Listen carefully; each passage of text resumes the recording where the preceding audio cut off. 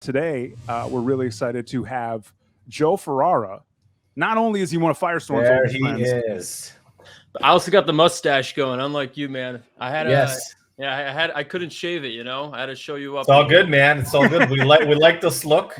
You know, one day, maybe after you leave, we're gonna show that like early. I've seen this on your Twitter, and of course, I've seen this when I first met you, like the day one Avalabs employee LinkedIn picture or something, right? Whenever you were applying for that picture that photo was for me for like 8 years ago, and I still have it up on calls. And people are like, "Wait, am I talking to like an 18-year-old right now?" So there you go, man. How are you? How are you? Otherwise, thanks for coming. No, thanks for having me, guys. This is awesome. We were at Summit, and you were like, "We have to do an in the CLOB." Yes, so yes.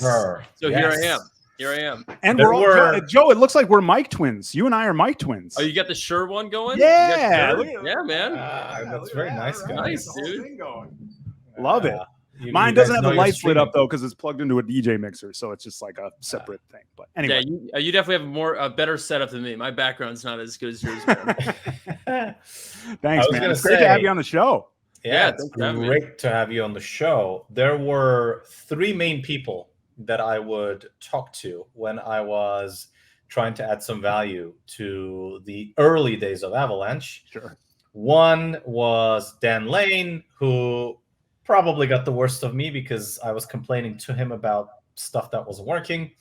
Then it was Joe and Jay. I think now that we have Joe, 2 out of the 3 has come to the show. I think we need to get Jay on next. But, you know, it's been... Well, this is the warm up for Jay. You know, we're just that's right. Stage. Yeah, that's right. That's right. But absolutely great to have you, man. Always a blast. And what number employee were you in Avalabs? Were you like 5 or something like that? I forget the number now. So I guess I was like the second BD hire. I joined in 2019. That was pre-mainnet. There was a lot of stuff to do at the time. Basically, just helping grow the ecosystem, accelerate the ecosystem, whether it's with events or trying to network and get people to build on testnet and all that stuff. And so there was a lot of momentum to build up at that time. So it was a lot of fun. 2019. Wow. It's been a while. Huh? See, these are the kind of shows where I just let like Firestorm, they're going to have a blast from the past right now. You know what I mean? There's going to be a lot of reminiscing going on. So that's why I'm like, you guys do your thing. You know what I mean? No, you're not third wheeling, man. You can chime in. You always open up the interviews. Come on, dude. No, I'm just kidding. So Joe, tell us about like your background before Avalabs. You know what I mean? Yeah. So I started getting into crypto, I think around late 2015. And that was like, I think most of the people getting involved at that time were just mining Bitcoin or I guess, looking at ETH around that time. And so, I was just mining Bitcoin, and from there kind of just got crazed about it and was going crazy, just researching about it and just realized that there's so much more to blockchain than Bitcoin, of course. And I studied at Cornell. I really wanted to go in hospitality. That was like my thing. I wanted to open a restaurant. I wanted to do hotel stuff. And so I went to the hotel school at Cornell. And then within my first semester, I was like, this hospitality stuff is cool, but like, man, this crypto stuff, like I just couldn't stop thinking about it. So did a 180 and basically just went down that whole rabbit hole researching. Just kind of started from there. That's awesome. So from hotel management to Bitcoin mining and wow, that's really cool, man. I like that. That's like we get a lot of cool crypto origin stories on this show. You know what I mean? And that's a really good one. So we're going to add that to the list. I think a lot of people were confused around me. Like, wait, what are you doing? Like I thought you were going to a hotel, restaurants, whatever. And I was like, maybe I'll come back around to that maybe another time. Right. So, but like how did you get into Avalabs? Like, let's hear that story. I think that's one of the more fun stories. So from hoteling to Avalabs, that's a big jump, huh? Yeah, at the time I was just like kind of ignoring school, which is maybe not the best thing for my grades, but I ended up founding an organization there called Cornell Blockchain because at that time, like I really just wanted to learn about blockchain. The best thing you could do is just surround yourself by people who like are just researching it, talking about it, learning about it. and there was no club on campus. So I was like, screw it. And got something together. And of course, when I was reading a Cointelegraph article, I saw a mention of this person named Dr. Emin Gunsier.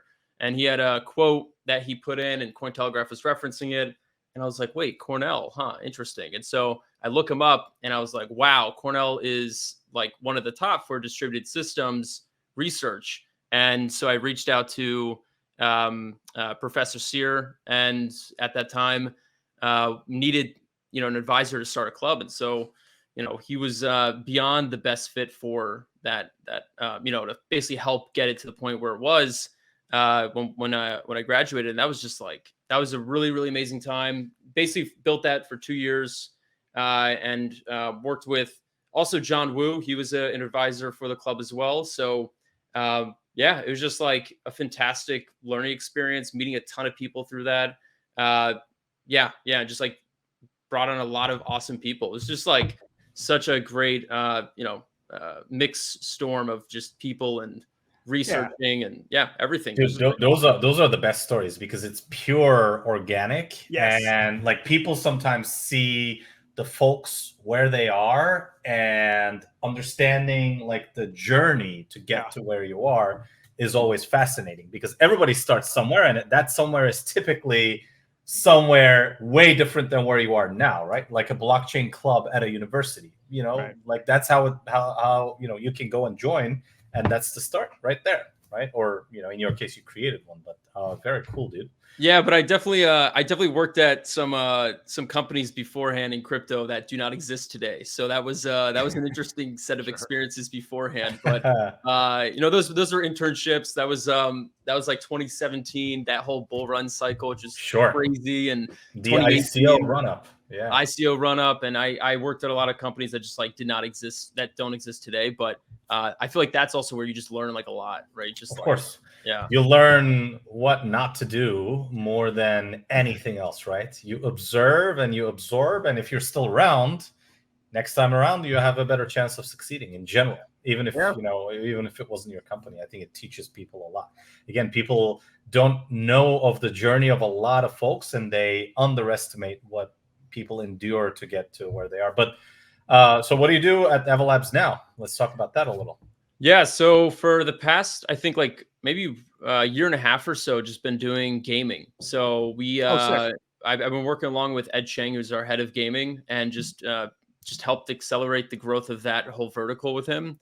A year and a half ago, we had maybe under 5 games, and now we're at over 100 building. So I think it's we're definitely on the right track. And there's a lot of momentum with like subnets and a lot of interesting tooling built for that games can leverage for just increasing the UX of things. And dude, it's just like, it's at a whole different scale from a year and a half ago, but it's been, it's probably but honestly, I was most excited to do gaming because it's like the intersection of DeFi, intersection of NFTs, untapped economy, right? Yep, completely, man. It's just like the mix of everything that's just like makes crypto great. So we just started a new stream with Coop and Zach. Talking about games. We're gonna do some gaming the next stream. So yeah, we should have you jump on that with us sometime too. I would be happy to, man. I remember. So like I think I've seen them also do like streams with or tournaments like with BFG. There's like yeah. We were talking about that because Zach is trying to train for his redemption arc against Coop right now. Yeah, I'm not really good. I used to be a good gamer back in the day, but I kind of laid off the gas a little bit. So sure, I get it. Yeah. But there he is. There's Zach. He's coming. Yes, let's go, man. Let's go. Love to see it, man. Yeah, definitely. That would be great. I'm stuck in high roll right now. I still live in high roll. So I mean, honestly, laying off the gas in terms of gaming is completely understandable. Yes, especially. But I work on the gaming team, man. Still working. Like I'm not gonna lie, working in the gaming team on Avalabs probably makes you a lot less capable of finding the time to play the games, other than the ones that you're helping, maybe. But you're not gonna play for yourself. From what I like, I speak to Ed a lot. Obviously, I speak to you, and I would argue. And please correct me if I'm wrong, at this moment, you guys are the most busy vertical. Like you said, For sure. 100+ games being built. From what I've seen, every game I've had the chance to talk to end up choosing Avalanche because of many obvious reasons. Yeah. And you know, yeah, you got to tell Luigi he's not working hard enough. You know, he's got to pick it up. I tell him all the time, and he's like, "No, we are, of course." But I mean, I almost want to say gaming is so new, and DeFi has been around a while, right? So now DeFi has at least reached the first stage of maturity. I would say it's not mature or anything, but at least certain types of products have appeared. Now people are trying to improve the existing types of products versus games. We only had one tiny cycle at the end of the 2021 bull where, you know, a certain type of game succeeded, and we know like the whole ecosystem is changing. I almost want to say the meta for the gaming side has not yet been found, and a lot of people are still experimenting, right? And in that context, let me ask you, obviously, we just had the Avalanche Summit. How would you compare the year before to this year in terms of like how the summit was? Like, what's your take? Yeah, I think, well, you know, what was still impressive to me is that during a bear market, we had over 3,000 people show up. That was kind of incredible. So I still think that like the energy was beyond there. The tone was different for sure, in the sense that last year was more about what's to come, and well, of course the where we are, but what's to come. And it was more about the what's to come last year, whether it's on like the product side, you know, development front, on the infrastructure. You know, we at that time just announced like core wallet. Like there's a lot of things that were what's to come. This time it was more about like, here's what's now, and here what people are actually using. And so all those use cases were being talked about. We had games actually like demoable, so like you're able to actually play them. That was really cool. And so like last year, I think we announced like it was like 10 game or 15. We probably had like 25 games at that time, maybe a little bit more. But now we're at like over 100. So we actually had people building games, and so it's just like so different. And I think everyone's really excited about like everything coming together. Like if you look at like the full vision of Avalanche with subnets, there's only like really like one last major milestone for the full vision to come together, which is the cross subnet communication. And that's already like, you can already do it and run a transaction, but it's not easy to use yet. So documentation has to come out, and all that stuff is going to come out really soon, which is pretty exciting. And so, you know, like that's the last major step. So the what's to come is basically right now. And, you know, from there, then you have like the cherry on top with like different virtual machines and different pre-compiles and, you know, all these other fun features and tools to come together. But essentially like the full vision is like almost here. And in terms of all features. So it's pretty exciting stuff. The way I think about it is the base layer of the base layer is here, right? And the last bit, like you said, is the cross subnet communication, which technically subnet to subnet is there. Yep. C-chain to subnet is what ultimately is pending, as far as I know. And once that's in place, then you have the applications that get built on top of that, like the Hyper SDKs will allow people to build whatever they want, and even games that may require very high transactional volumes. If we look at the latest experiments of what POG has done, you know, it's entirely possible, right? Like the transactions per second speeds that they've managed to reach is way more than any known application that is widely used and widely accepted, as far as I can tell. But by the way, what my observation was, which we covered an episode or two ago, is that the games had the biggest footprint this year. Last year, like you said, there were a lot of good announcements. There were a lot of new projects wanting to build something. Yeah. This year, you guys had the entire multi-row play area set up. You could go and play any one of the games that are either ready to launch or have launched or soon to launch, right? Which I thought was awesome. And the big observation was that that section was always busy. Like, right. You know, during the conferences, you always have those like lulls in the middle sometimes, the lunchtime, like the afternoon times. Yep. The gaming area was never empty from what I could see, which I thought was cool. Yeah, and I think you're also seeing this interesting trend happening where, you know, it's kind of funny. Like, I think So we did a big thing at GDC, which is like, if you don't know what that is for the audience, like GDC is like the game developer conference, like one of the biggest gaming conferences out there. And so we had people come up to us and they were like, "Hey, so are you guys like?" And this is like more like a Web 2 audience. So like, are you guys like a game publisher? We're like, no, this is because we had a big display, a lot of games. But in a way, we're kind of like a pseudo game publisher from the Avalabs standpoint, right? Like, get games to production. Like, we help them raise capital, through other funds. You are a game studio, man. Like, it's entire like not in the traditional sense, but definitely in the practical sense. For right? sure. You provide so much for games to build on. Think about it that way. Marketing, getting to production. The blockchain itself, the platform, the subnets, right?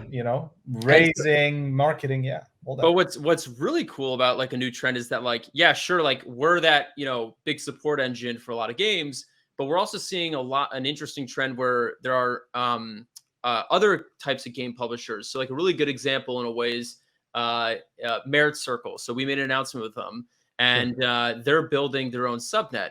Merit Circle is like it's a gaming DAO, and they have a lot of games part of their ecosystem.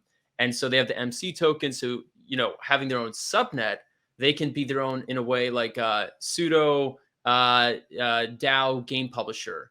And that is where things get really interesting because, the network effects on Avalanche increase, but also they add value to their own gaming ecosystem. And so it's just like, you're going to see this trend where you have these pseudo game publishers pop up, but they do it through subnets. And they only have their own gaming ecosystem, games launch there. They're able to, provide tooling, go-to-market strategy, funding, all that stuff. So that's a new trend that you're going to start seeing a lot more. And it's just the beginning, man. So, one of the things that, to the detriment of me and to the complaints of my family, I still watch pro gamers play tournaments and stuff. Like the holy grail for me is, dude, when am I going to be able to watch blockchain and specifically Avalanche-based and Avalanche-sponsored pro games, right? Like StarCraft was big for me. Good question. I still watch GSL every now and then whenever I can catch it. I sometimes watch it right before bed or something. It helps me sleep also. But like, seeing that was a whole experience for me. And I almost want to say the next generation, hopefully, will get to experience it in an economy that includes them for something other than being just a observer, right? Like if I could be part of the game, own a piece of it in some shape or form whenever I play it, and also blockchain games become mainstream, that's kind of what I'm looking forward to personally. Is that going to happen? When is the first big Avalanche sponsored tourney coming? Give us some alpha. It's actually happening next week. No, I'm kidding. So I think if you look from like a gaming perspective in Web3, there hasn't been one game that has really gone mainstream in a sustainable way. And I think you can define what mainstream is. I think the definition really is like, you don't need to realize you're using blockchain and the game's just a lot of fun. And then when you realize when you want to monetize or trade things or, tap into off-ramping, that's like when Web3 kind of gets introduced. Every game that has kind of gotten a little popular, Web3 is the full focus. Like monetizing your assets was like the forefront thing. And so, I think like there's definitely a few that have that funding and marketing capabilities and go-to-market strategy and development that they've been working on for many years. There's some that like I think have a good shot at end of this year to maybe mid next year. I don't think you're really going to see a mainstream Web3 game until at least end of this year. I'd be very surprised if it were sooner than that. I think you might have some like casual games that get some little traction, but in terms of like the million MAU stuff plus, that's really like end of year, maybe mid next year is the time. So you define mainstream as a million MAU? Monthly active users. I wouldn't say it's the only criteria. I would say it's where like the user experience of that game, you don't even realize you're using Web3. Like if you look at Axie Infinity, they did a fantastic job at getting user base, and they hit like 2 million MAUs and crazy metrics, right? And they still are hitting really high numbers. But I think the full focus up front was initially about Web3. right? You got to use MetaMask, and like now we're entering a whole new UX phase where like you don't have to worry about gas. You don't have to worry about wallets, and like you have like different implementations. Like MPC wallets have been a widely used thing, but a lot of these UX hurdles that we had are kind of cleared up now for the most part. And a year or two ago, like you didn't have fiat on ramps that were easy to just buy NFTs. You had to worry about gas. Now, like most of the stuff is coming together where like it can go mainstream. So I think it's not just MAU count. I think it's also UX for sure, and sustainability of that for sure. Yeah, absolutely. I have sort of. Well, hold on a second, Firestorm. The chat wants to know when Roblox is joining Avalanche. So I don't know if we can get an answer on that. But you know what's funny about Roblox? Yeah, I mean, they. He's laughing. There's no secret here. Roblox in a way is like, you know, like a private blockchain if you look at it, right? Like, and there's a lot of these examples. They don't use blockchain. I'm just an example. Like, no, I know what you mean. Yeah. Like their own private database where they because they have Robux. They have their own currency, and you know you can trade things, you can own your assets, but they do in a way that where you can't tap into external liquidity easily. You can't have interesting protocols or NFT marketplaces that come in to draw on that liquidity. Sure. Like you can't have lending in there. You can't have market makers come in and facilitate speculation as easily. I think a lot of those pieces, the benefits you get of Web3, they can't tap into with what they have, but they have that kind of setup in a way, which is kind of interesting. So they're a really good like example of the right direction of things, sure. But they could take a step further, I think.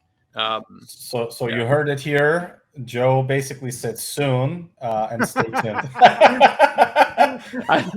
So the tournament's next week. Tournament's tomorrow. Roblox I thought it was soon. Tomorrow. I mean, this is no, but just to kind of piggyback off what you're talking about. This has been a lot of our discussions with Coop and Zach as well, you know, and I feel like I wasn't at the summit, but that was one of the things we talked about on Thursday was how big the gaming presence was there.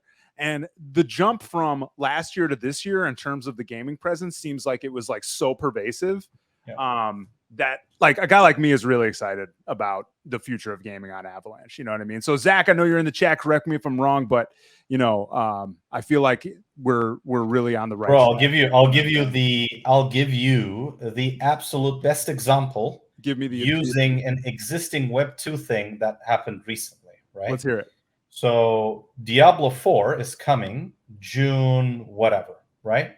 I pre-purchased it because our producer and another person who I will not name forced me into it, and I played it for a couple of hours. The first beta, the first beta they released, pretty cool, right? And I was getting items right and left, and I was like, oh shit, legendary everything. And then I'm upgrading my legendaries to be even more legendary, right? Awesome, right? Then they killed that beta. They did another one, like Server Slam or whatever. That's a lie, you know. He made me buy it. Nope. You know, Nope. Anyways, second time around, they turned on the real game mode, right? Yeah. And after the first beta experience, if you play the second one, bro, you get no items, right? Like I made it to level 10 with like basic sticks and stones, and I was getting killed every time I turned a corner, right? Obviously, I suck at it as well, but items have become much more difficult to acquire. If there was a way for me to catch up to, you know, like getting better items quicker, right? Yeah. I would pay for that, right? Sure. Obviously, you want to balance the dynamics such that it's not pay to win, but still there is value for me to get certain things faster than spending 50 hours. And there are people who want to spend that 50 hours because they like it, and then they're going to go move on to the next game. So there is a meaningful interchange there, right? Absolutely, yeah. And like my perspective on games is that did not exist up until Web 3, or that was intentionally non-existent or something, right? Because the publishers were selling it. Now I think Web 3 promises to unlock this capability more than anything else. Ability to monetize. People were doing that without even like any kind and you were getting banned. Yeah, I mean they do that with Elden Ring. There's literally marketplaces where you can buy items characters that are hard to farm and stuff like that. Yeah. So yeah, totally. Actually, funny story. Sorry, go ahead. No, go ahead, man. Go ahead. I was just gonna say, Diablo 3. I bought it many years ago, right? My brother carried me. Like, they turned on the highest difficulty, and I was like, like dude with like just rags running behind them, and I got banned very quickly. They were like, this dude's going through the ranks too quickly. They're spamming. They're doing something, whatever, and they banned me. Just remember that. Like, because they can, and they control everything in that sense. Right. Anyways, Joe, what were you gonna say? No, I was just gonna go off that. I feel like when a lot of gaming teams are building their tokenomics, they're always asking us for like support on like strategy and all that. And what I try to tell them is that when you're building your own open game economy, the last thing you want to worry about, like the first thing you want to focus on is just the game development. How do you make the game fun? How do you make it engaging? That's obvious. Like, yes. The problem is when they incorporate Web3, they do a lot of things that don't make the game, that don't add any game fun value. And it's almost like a really good example is like, I bring this up a lot. It's like land. Like, people will sell land to usually like raise capital or whatever, but they don't focus on how does it actually make the game engaging for the player to actually like use the land. So really good Web2 example, if you look at World of Warcraft, they had this thing called garrisons. This was land, really. Like, you're able to like have your own garrison, your own base or whatever, have a farm, mine stuff, whatever, this, that. It was like the least used thing, but they hyped it up forever. And so if you were to sell that garrison land, it would be worth almost nothing because no one would use it, right? There's no demand. And so you have to, like, anything you build, just build it really fun, and then start focusing on the Web3 components from like the UX side, from the game economy side, from the token side. And honestly, sometimes you don't even need to release a ERC20 tradable token game currency up front. Like, you can actually do everything in Web3 in phases. Like, you can have an in-game currency that you're like balancing all the dynamics, and then later, like, all right, now we're going to do conversion between the in-game currency and the tradable token. Because once the cat's out of the bag, it's really hard to put back. Yes. And so it's better to just do it in phases and slowly unleash Web3. And so like, that's what like we try to tell teams from a philosophical standpoint. I think like, a lot of things are being done in Web3 to compensate for like the excitement of Web3, but they don't do it in a way that's actually fun, engaging for the player base. We had this conversation exactly with Jimmy multiple times, Jonathan multiple times. In the end, hype is a tool that you want to use sparingly, right? Oh, yeah. Once the cat is out, you have. So actually, I don't know about now. You probably have a much better view about now than before. But during the bull run up, the audience was, where is the next exciting thing that I can like degen ape into? Right. And once they aped into something, and once that something, whatever that maybe is launched or released or played, people would move on to the next one. So it was a cat and mouse game between what you're teasing or what you're releasing information-wise and doing, and then keeping the audience. And it was difficult. But do you see a meaningful change in that regard? Is it easier to keep the audience now versus before? What do you think? I think that the problem around, it's less about keeping the audience, it's about finding the audience, because the audience that we're going after right now is really like whenever whenever games are making decisions of where to deploy, the last thing they should focus on is gaming user count, right? Because that's not a really good metric. When you're figuring out where to deploy on a chain, the question should be about liquidity, and also like liquidity on the chain. Like, does it have liquidity, right, to tap into your open game economy? And actually the tech, like the tech should matter, right? And we tout finality because that's such a big thing with games. I can go into that a little bit of like how games actually, when they build on other chains, like the issues they run into when you don't have like reliable finality. Please.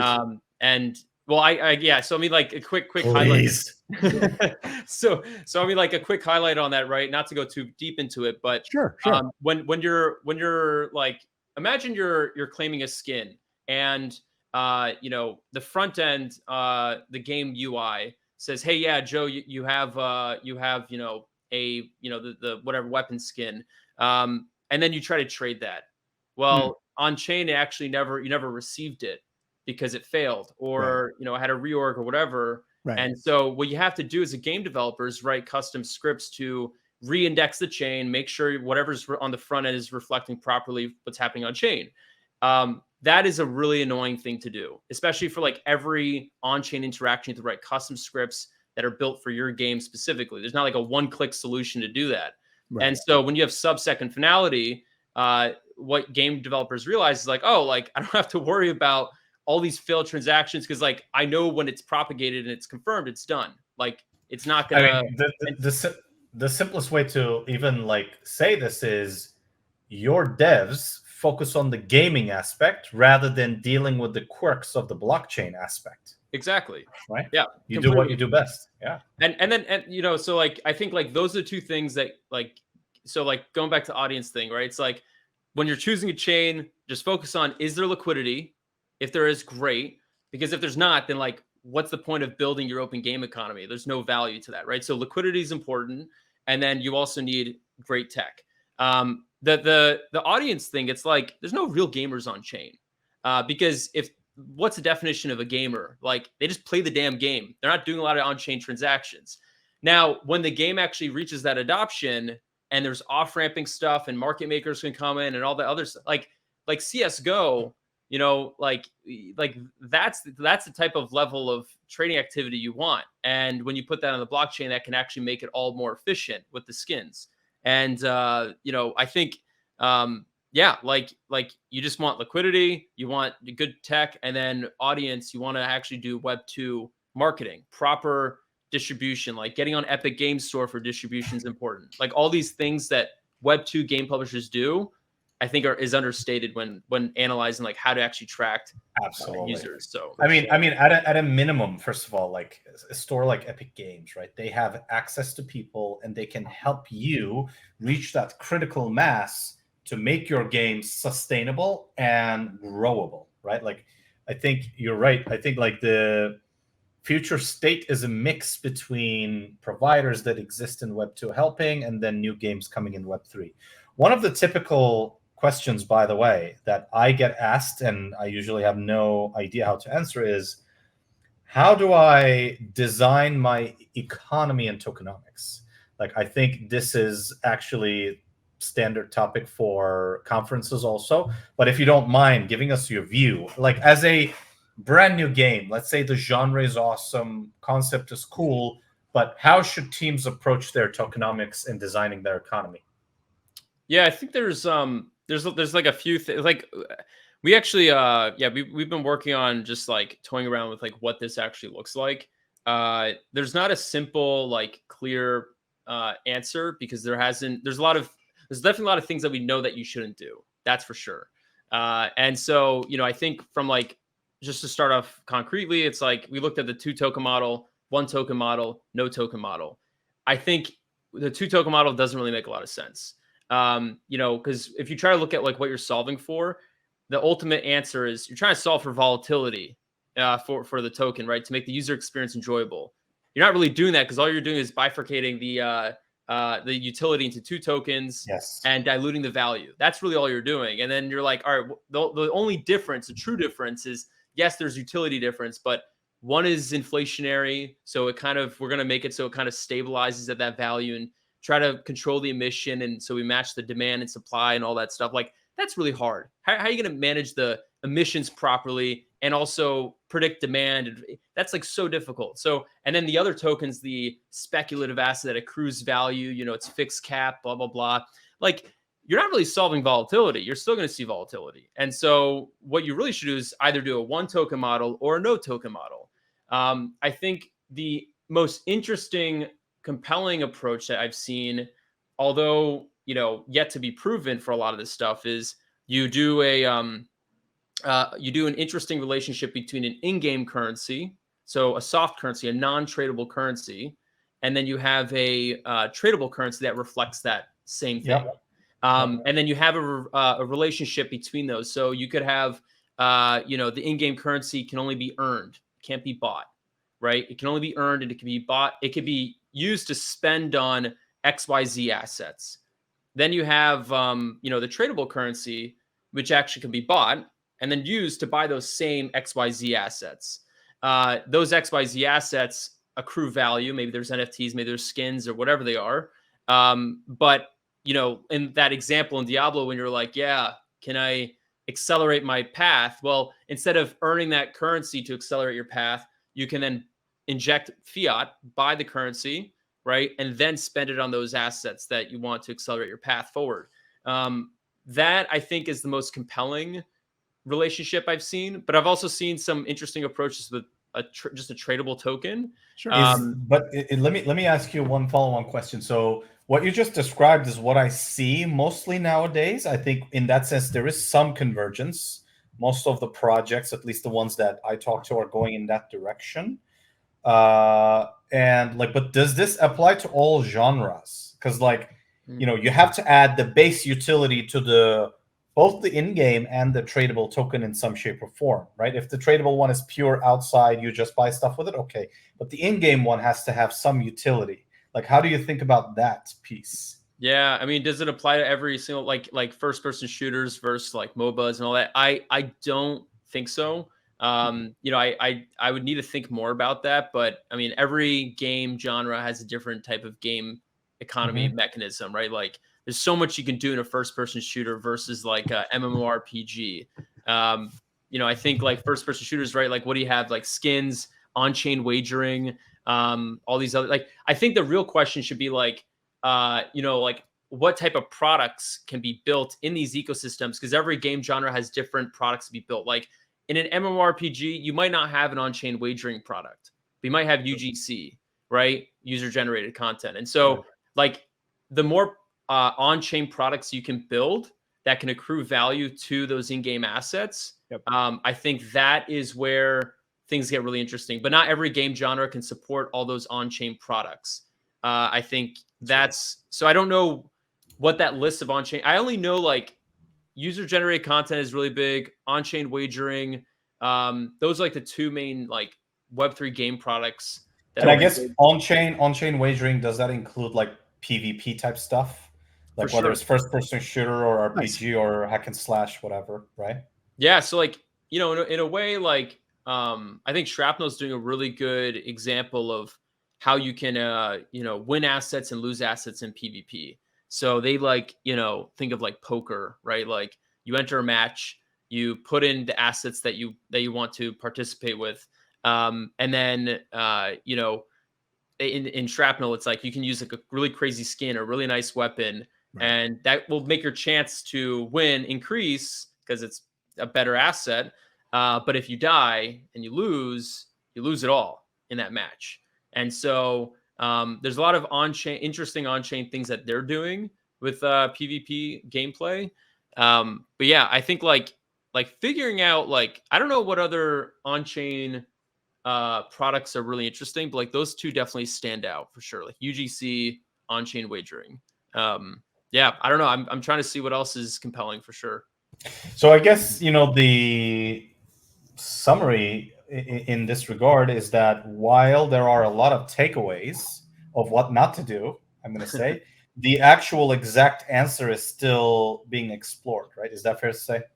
I think it's definitely being explored, but there's a lot of compelling approaches that you can say looks great, but it has to be live and tested before you can say this is the right approach. And so I think there's a lot of games doing right things. There might be adjustments that they have to make, but ultimately there's definitely some good paths being taken. But we won't know until it goes mainstream. So maybe end of this year, Yeah, of course. Who knows? Of course. I mean, it's our boy Zach said here. He said we are still so early in taking next steps and what gaming will look like in the future and become the norm. Yeah. So again, amen to that. The meta is still being figured out, right? Every time I played StarCraft back in the day, every month there was some new strategy that would crush the previous one. If you didn't keep up, you would get killed. And it's kind of the same thing, right? Some new meta is going to come around and it's going to sweep. The previous meta was play to earn, and that was, if anything, it was a byproduct of the DeFi summer, right? Yeah. I would argue. And now people really have to come up with sustainable models and somehow tie user growth and user platform utilization to the token value and the token emissions and whatnot. So I'm looking forward to it, man. A lot of new and cool stuff is coming. Like, yeah, and a lot of enterprises are sitting on the sidelines that are like not all right, maybe not the right word is sitting on the sidelines, but they're exploring this stuff. Yeah. But they're waiting until there's a real like mainstream case that they can reflect and be like, this is how you do Web3. This is how we're gonna actually approach it. Let's use this IP and go into that. I think there's like this like hesitancy for a good amount of companies, but they're dipping their toes right now. Yeah, well, there's a lot that are moving really quickly though. There's a lot moving quickly, but there's definitely a good chunk that are just like kind of waiting and seeing. So yeah, they're wary. Yeah, they don't. They're wary of things they don't quite understand yet. Yeah, we'll get them there. We'll get them there soon, man. Soon, it's gonna happen. Exactly. It's gonna happen. Exactly, man. Keep up doing God's work, my friend. I'm saying, man, this is like we could talk about games for hours. Like it's like, you know, I have Firestorm. I mean, we have to admit, man, we have been talking about games a lot. Yes, because again, untapped economy. It's great. Never been open to the actual gamers, whoever they are, right? And now it's here. It's something that, like, it's kind of like AI, right? It wasn't there yesterday. Now it is. Yep. And like, again, and it's barely explored. We barely scratched the surface, right?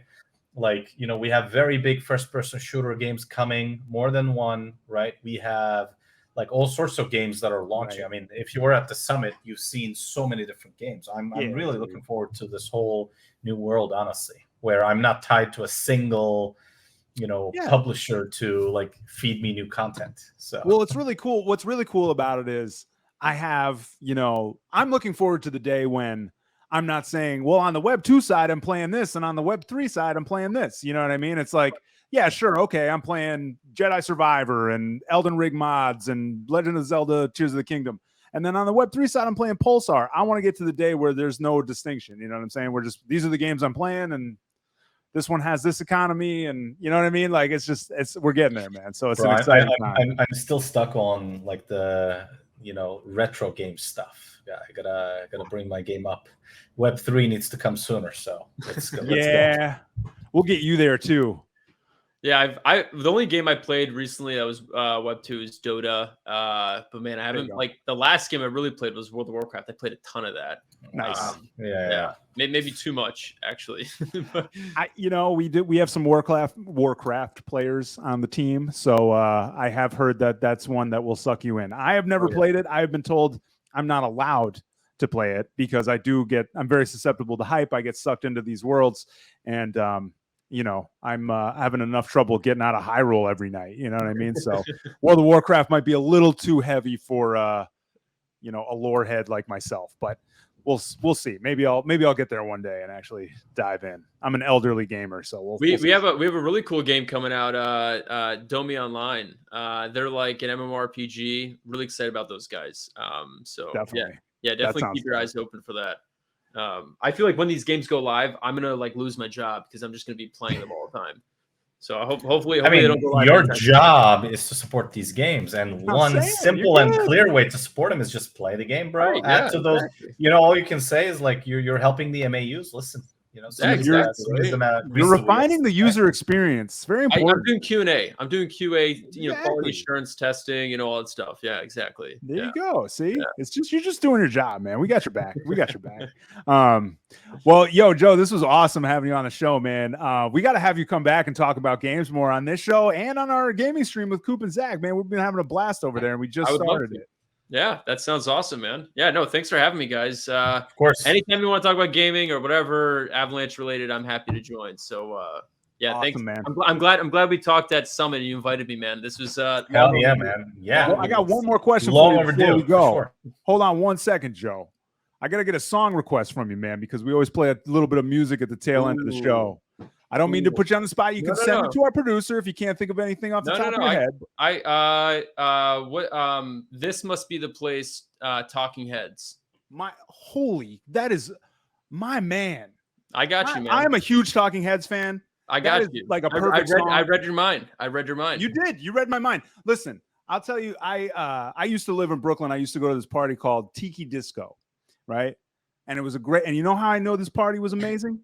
Because they dropped the DJ Eliesco, he dropped that record and the whole place went nuts. Dude, that's how you know it was a killer party, man. And it's a great karaoke song too. That or Dreams. Dreams is pretty good by Fleetwood. Ooh, Yeah. man. Speaking my language, yo, I got you, this must be the place for you for sure. And I'll see what I can come up with after that too. So Love my it, man, Joe, thank you so much for hanging out with us today. Joe Ferrara, BD at Avalabs, everybody. We told you it's always a party when Avalabs is in the house. So hell yeah, that's just want to say thanks again. Thank Joe. And Joe, we will hopefully see you again, man. This was awesome. Thank you so much for hanging out with us. I'll see you, buddy. Thank you for coming. Cheers. Take care, man. See you guys. Peace out.